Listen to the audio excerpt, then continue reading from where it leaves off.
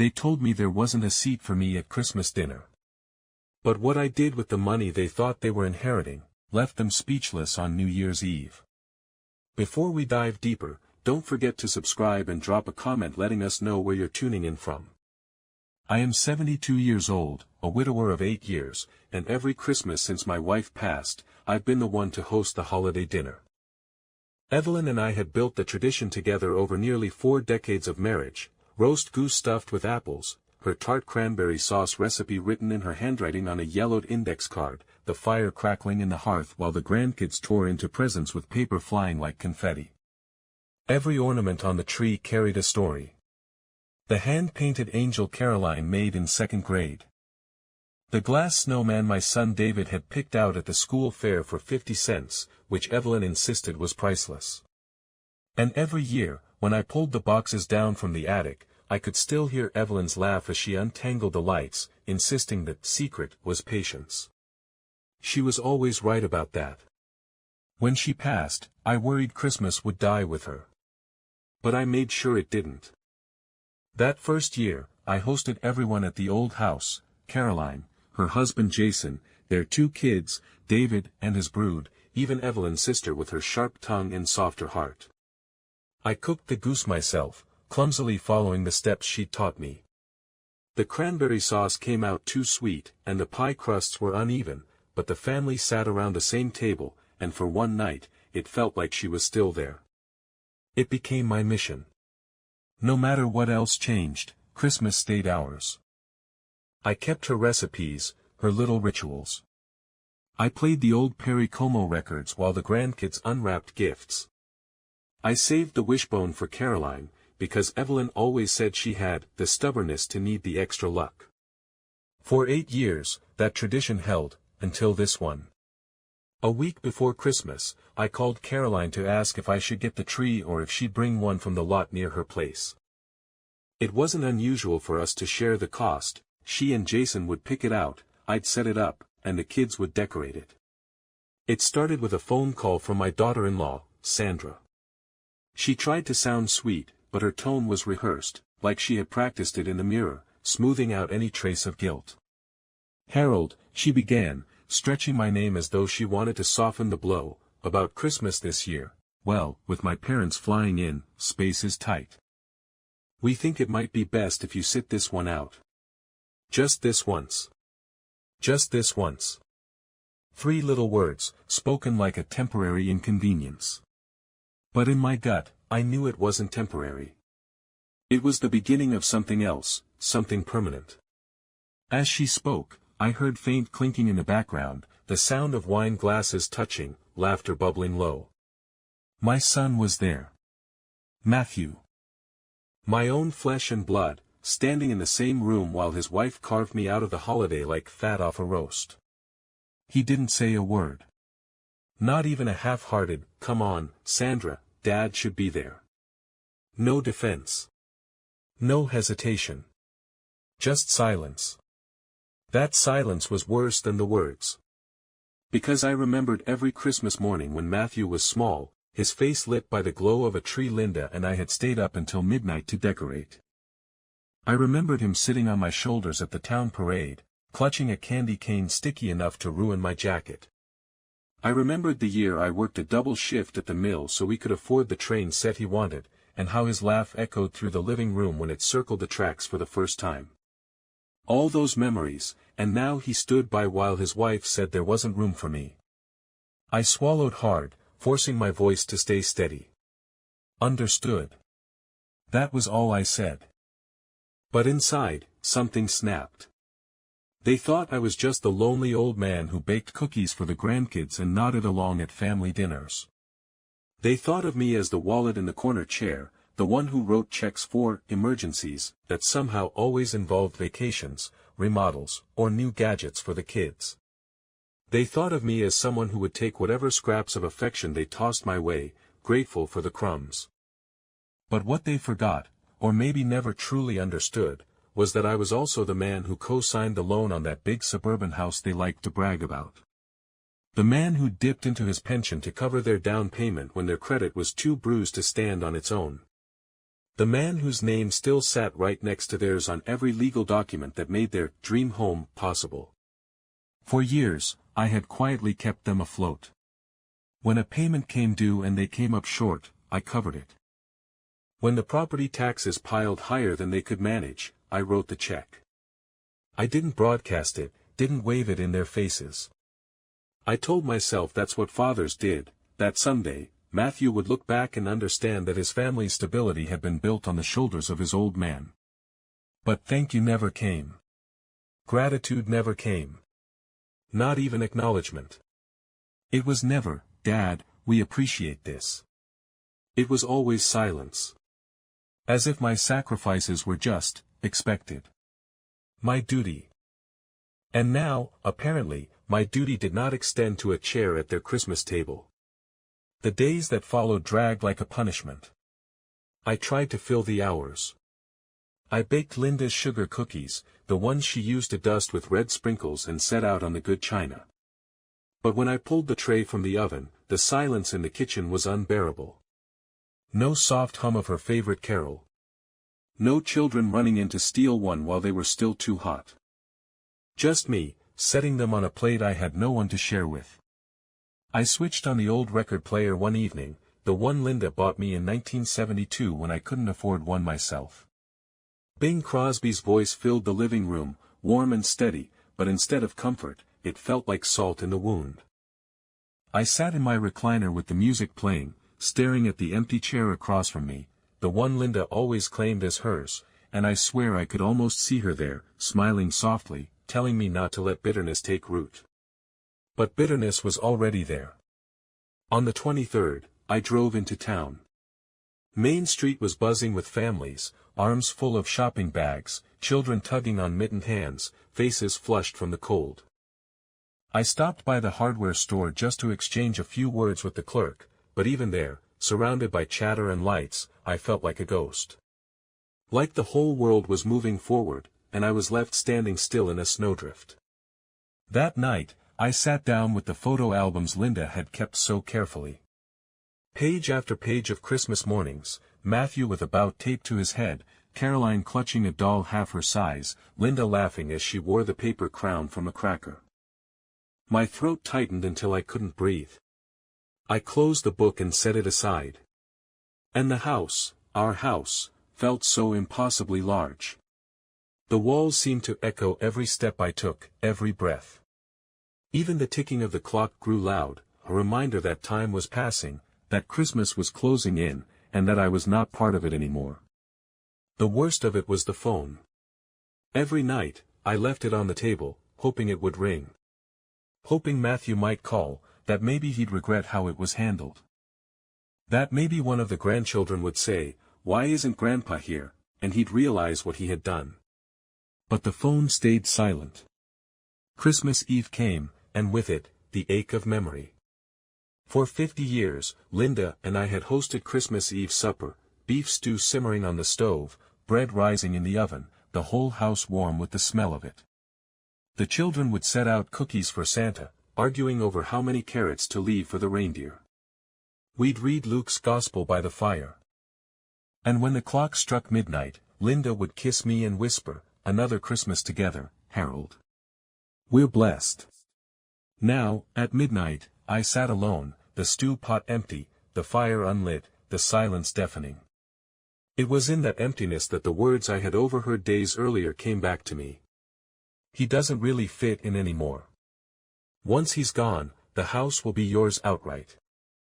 That was the moment I understood, if I let them get away with this, I would disappear from their lives long before I left this world. I set my jaw. Loneliness had carved me hollow, but in that hollow space, something else began to grow. A resolve as sharp as the winter air. But when she answered, there was a hesitation in her voice. A small, deliberate clearing of her throat, the sound I'd heard when she was a teenager trying to confess to sneaking out, or later, when she rehearsed how to tell me she was marrying Jason. "Dad," she began, that practiced tone of someone trying to sound gentle while rehearsing a dagger. "We're doing Christmas at Jason's parents' house this year." I let the silence stretch, waiting for her to fill it. Finally, I said softly, "All right. Then we'll do Christmas Eve here. You can bring the kids early. I'll make the goose." Another pause. I could almost hear her biting her lip. Then, with a forced brightness that sounded like cheap wrapping paper tearing, she said, "Actually, Dad, it might be best if we just kept things simple this year." Simple. I repeated, though I already understood what she was about to say. Yes. Her voice wavered. Jason's parents feel, well, uncomfortable around you. They think it's best if we just keep it, immediate family. Immediate family. I nearly dropped the receiver. For a moment, I stared at the garland already strung across my mantel, the stockings Evelyn had embroidered with each grandchild's name. My hands, these old hands that once built Caroline's dollhouse in the garage at midnight on Christmas Eve, trembled. "They're uncomfortable around me?" I asked, my tone still calm. She hesitated, then tried to soften it. "Dad, you know how Jason's parents are, they like their traditions.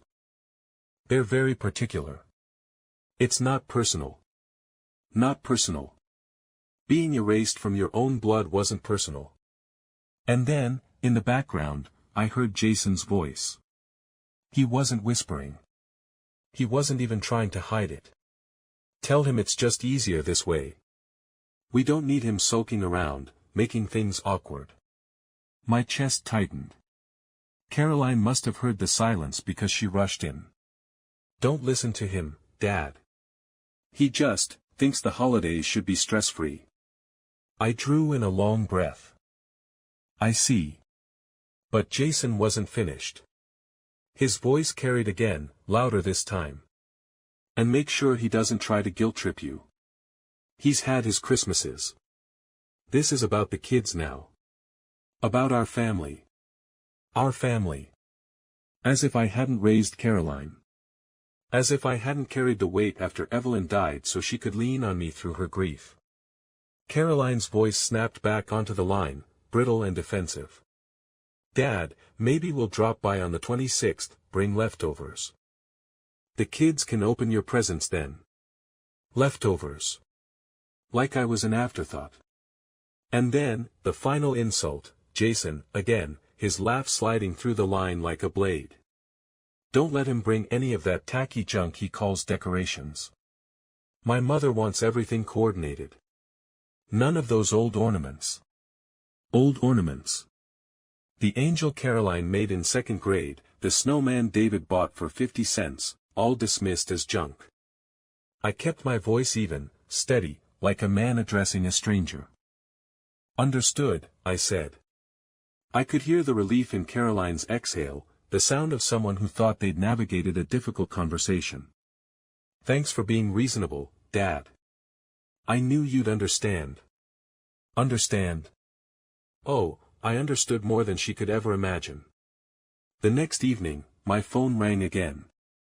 I glanced at the caller ID. Jason. For a moment, I considered letting it ring out, but curiosity got the better of me. I answered.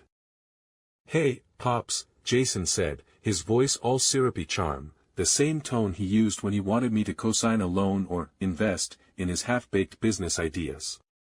"Caroline told me she talked to you yesterday. I just wanted to make sure there were no hard feelings." "No hard feelings," I said evenly, though my hand tightened around the receiver. "Good, good." He chuckled like we were old buddies. "You know, you're always welcome, just not at Christmas this year. It's nothing personal. My folks, well, they're used to a certain way of doing things. Formal place settings, matching decor, imported wine. You understand, right? It's just different." I stayed silent. He mistook that for agreement. "I mean, your place is cozy," he went on, a little laugh underlining the insult. "But it's kind of outdated. The kids don't need all those dusty traditions. They need to see what a proper holiday looks like. Caroline and I want them to grow up knowing class, you know." Class. That word rattled around my head like a loose marble.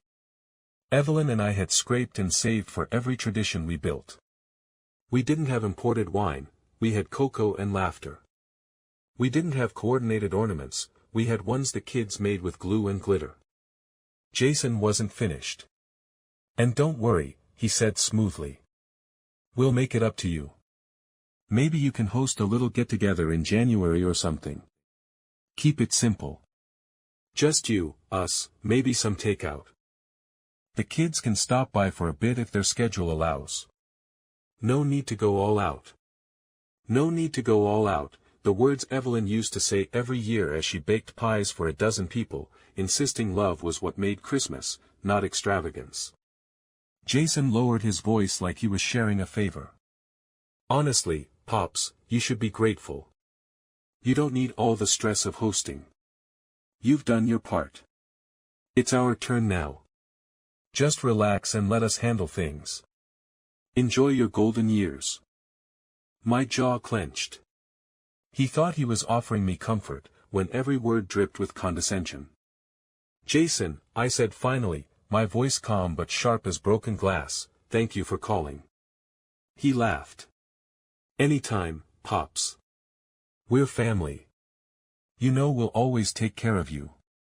And with that, he hung up, blissfully unaware that he'd just poured gasoline on the fire already burning in my chest. After Jason's call, I sat in the living room long into the night, the only light coming from the string of old bulbs I'd hung on the mantel. Evelyn had always said yellow light made a home look alive, even when no one was there. The receiver still felt warm in my hand, but my chest was ice. For 8 years, I had swallowed the little slights, the quiet betrayals. I remembered the Thanksgiving Caroline had arrived late, walking straight past the pie I baked from Evelyn's recipe to announce that Jason had been promoted to regional director, though it was really just a title change with no raise. They made a toast to him that night, while the pie sat untouched until the kids finally picked at it. I smiled anyway, telling myself the important thing was that the family was together. I remembered the summer Caroline had borrowed my pickup truck, promising to return it the next morning. She kept it for 3 weeks, dented the side, and when I asked about it, Jason smirked and said, well, Pops, it was an old truck anyway. Probably time you got something safer. I had nodded, even then, pretending it was fine. And I remembered my grandson's 8th birthday, when I gave him my old fishing rod, the one his grandmother and I had bought at a flea market when money was tight. He unwrapped it, eyes bright for a moment, until Jason chuckled loud enough for the whole room to hear. A used fishing pole. Come on, Dad, you couldn't spring for a new one. My daughter laughed with him, like it was a joke. The boy set the rod aside, embarrassed. I told myself he was just tired from all the cake. I had ignored them all. Because Evelyn, on her deathbed, had squeezed my hand and whispered, take care of her.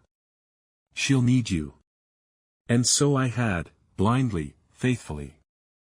But now, on this December night, Jason's words echoed, you've had your Christmases.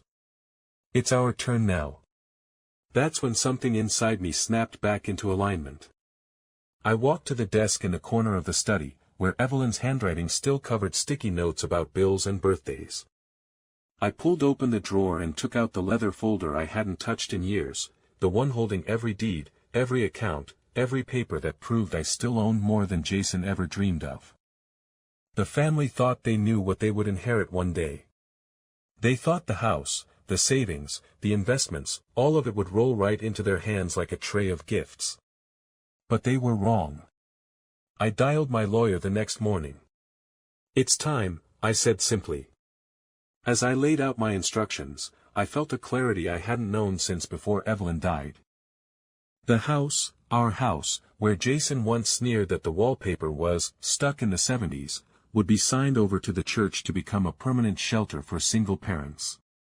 The brokerage account, carefully built through decades of hard work, would bypass Caroline and Jason completely, locked in trusts for the grandchildren until they turned 30, beyond parental reach. Every penny had a new destination, every asset a new purpose. Not $1 would line Jason's pockets. By the time I hung up, the lawyer's words still echoing, we'll finalize this before year's end," I felt lighter than I had in years.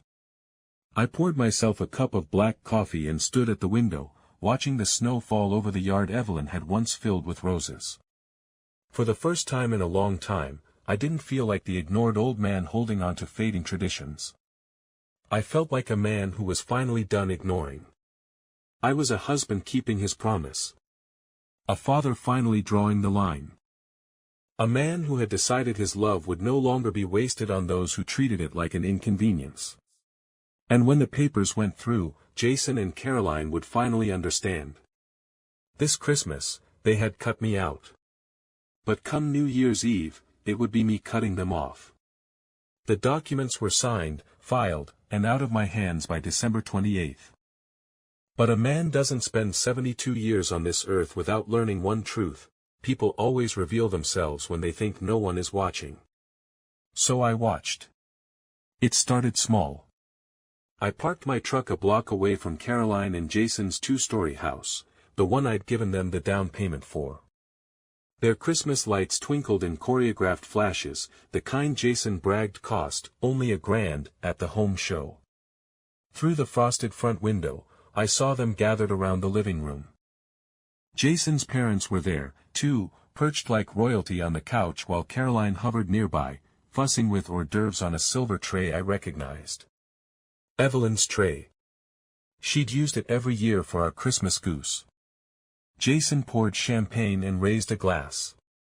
I rolled down the window a crack just in time to hear his voice carry. To finally having a classy Christmas. No tacky traditions, no clutter, no, he smirked, old junk dragging us down. Caroline laughed, though it wasn't her laugh. It was brittle, sharp. She leaned into Jason's mother and whispered, "You should have seen Dad's face when I told him. He just said, 'Understood,' like some obedient little clerk. Honestly, it's easier than I thought it would be." My heart clenched, but I didn't move. I just kept listening. Jason's father, a man with a tie tighter than his smile, cleared his throat. "Speaking of your dad, when exactly do you take over his place? That land is worth quite a bit, isn't it?" Jason shrugged with smug certainty. "Soon enough. He's not going to last forever, and Caroline's the only heir. Once it's ours, we'll flip it and finally move into something modern. Maybe Aspen." The room erupted in polite laughter. Caroline didn't protest. Didn't say a word in my defense. She just topped off their glasses. And then came the final blow. My grandson, 12 years old, the boy I'd built a treehouse for, asked, "Why didn't Grandpa come this year?" Jason's mother leaned down, voice syrupy. "Because sometimes old people don't know when to step aside. But don't worry, darling. You're better off this way." The boy nodded, accepting it as truth. I sat there in the cold until my fingers went numb on the steering wheel. The snow muffled the sound of their laughter spilling out of the house, but I'd heard enough. More than enough. They weren't just careless. They weren't just thoughtless. They were unredeemable. When Evelyn whispered her final words, "Take care of her," I had thought she meant protection. I see now she meant something else, protection from herself. From this path she'd chosen. By the time I drove away, the fury in my chest had cooled into something sharper, something steadier. Revenge wasn't just coming. It was already in motion. New Year's Eve. The neighborhood was alive with fireworks already, streaks of red and gold splitting the sky long before midnight. I sat alone in my living room, a single lamp glowing, Evelyn's old shawl draped across my shoulders. The silence inside the house was thick, but it wasn't empty. It was the kind of silence that waits, the kind that listens. The papers had gone through. The house was no longer mine, at least not in the way Caroline and Jason believed. The trusts for the grandchildren were locked. Every penny of my savings had been rerouted. I had erased their greedy fingerprints from my life. And yet, as the clock ticked toward midnight, I wasn't smiling. Not yet. My mind wandered through the years. Caroline as a little girl, tugging at my hand in the snow, shouting, "Faster, Daddy." Her hair flying behind her, Evelyn laughing from the porch. Jason wasn't part of that picture. He never would have been. I thought about the first Christmas after Evelyn passed. Caroline had shown up late, Jason making a fuss about the wine being cheap. I'd brushed it off then, because grief makes you excuse things you shouldn't. I told myself I'd rather have their presence, even if it came wrapped in arrogance, than nothing at all. But now I saw it clearly. Every smile I'd mistaken for love was really politeness. Every silence I'd convinced myself was patience was actually calculation. The truth settled heavy in me, they had never cared for me the way I cared for them. They wanted what I built, not who I was. And for the first time in years, I no longer felt ashamed of admitting that to myself. The mantel clock struck 11:59. Right on cue, the phone rang. Caroline's voice, frantic, cut through the line, "Dad. Jason just saw the announcement online. Why is there a press release about your house being turned into a shelter? Why is there nothing in your will for us?" Behind her, I heard Jason's voice, sharp and angry, "Ask him if this is legal. Ask him if he can undo it." I leaned back in my chair, the shawl slipping from my shoulders, and for the first time that night, I smiled. "Because, sweetheart," I said softly, my voice steady as the clock ticked over into midnight, "I decided traditions are worth protecting. Even if it means protecting them from you." The fireworks outside thundered, rattling the windows. On the other end of the line, silence, sharp, stunned silence, filled my ears. And I knew, finally, that Evelyn would have approved.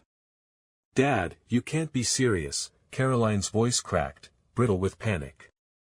"You can't just give everything away. That house is supposed to be mine. You promised." "I promised nothing," I said evenly. "I gave freely while I was alive. That was more than enough." In the background, Jason's voice rose, sharp and furious, "Put him on speaker." A moment later, I heard his sneering tone directly, no filter. "Unbelievable. Do you have any idea what you've done? That house could have set us up for life. We were counting on that money. Caroline told me you'd never let your grandkids go without. And now you're handing it over to strangers. To some shelter." "Not strangers," I corrected softly. "Families. People who've been thrown aside but still deserve dignity. Unlike you, Jason, they'll appreciate it." His laugh was hollow, ugly. "Appreciate it? You think the world remembers charity, old man? Money's wasted on people who can't handle it. We had plans. Big plans. That land alone was worth 6 figures. And you," his voice cracked with rage, "you threw it away because your feelings got hurt about Christmas dinner." I let the words hang. He thought this was about dinner. He had no idea it was about decades. Caroline cut in, her voice higher now, almost desperate. "Dad, please. Think of the children. They need stability. They need opportunities. College, homes. Which," I interrupted, "is why the trusts are in their names. They'll be cared for when they're old enough to know the value of what they've been given. Not before. Not while you and Jason can reach your hands in their pockets." The silence on the other end wasn't quiet, it was boiling, tense, seething. Then Jason exploded. "You senile old fool. You think you're teaching us some lesson? You're screwing over your own blood. You're leaving us with nothing." "Nothing?" I said, my voice as steady as the tick of the mantel clock. "You have your jobs, your mortgage, your champagne to toast with. You have everything you've always valued. That should be enough. Jobs don't pay for Aspen homes." Jason roared. "We deserve that inheritance." Caroline's voice cracked again, "Dad, please, undo this. You can call the lawyer tomorrow, fix it before it's too late. We'll forget all about this." We'll make Christmas work next year, I promise. I closed my eyes, letting her words wash over me. For a second, I could almost believe her. Almost. But then I remembered her laugh that night with Jason's parents, mocking me like I was already gone. It's already too late, I said finally. And before either of them could spit another word, I set the receiver back into its cradle. The line went dead with a satisfying click. Outside, fireworks erupted across the sky, painting the snow in flashes of red and gold. Midnight had come. A new year. A new chapter. I lifted my glass of sherry to the empty room, to Evelyn's picture on the mantel, to the echo of her laughter that still lingered in these walls. "Happy New Year," I whispered. We did it. And for the first time in years, I didn't feel forgotten. I felt free. 2 weeks later, the house was quieter than it had ever been. The papers were final, the ink dry. Caroline and Jason had tried calling a dozen times after that New Year's Eve explosion, but I never picked up. Their numbers went unanswered, their messages unheard. For once, I owed them nothing, not time, not money, not even the courtesy of listening. Instead, I filled my days with simple things. Mornings at the park, where the cold air cleared my lungs. Afternoons volunteering at the church that now held the deed to my home, watching young mothers and their children step into a safe place, relief flooding their faces. Evenings by the fire, reading the books Evelyn never finished, her shawl draped across the armchair like she'd just left the room. There was no bitterness in the silence anymore. Only peace. Sometimes I'd catch myself thinking of Caroline as a little girl, laughing in the snow, her mittened hand tight in mine. And for a heartbeat, I'd ache for that version of her. But then I'd remember who she'd chosen to become, and the ache would dissolve into calm acceptance. I hadn't lost a family. I had finally stopped pretending I still had one. One night, I poured myself a small glass of sherry and stepped onto the porch. The winter sky stretched endless above me, stars sharp as diamonds. For the first time in years, the weight in my chest was gone. I raised the glass to the quiet, to Evelyn, to the promise I had kept in my own way. "Here's to peace," I said aloud. And peace, at last, was mine. Hello everyone, and thank you for watching. I truly hope you enjoyed listening to this story as much as I enjoyed creating it. If you did, please consider liking the video and subscribing to the channel to help support the creation of more stories like this. Have a great day or evening.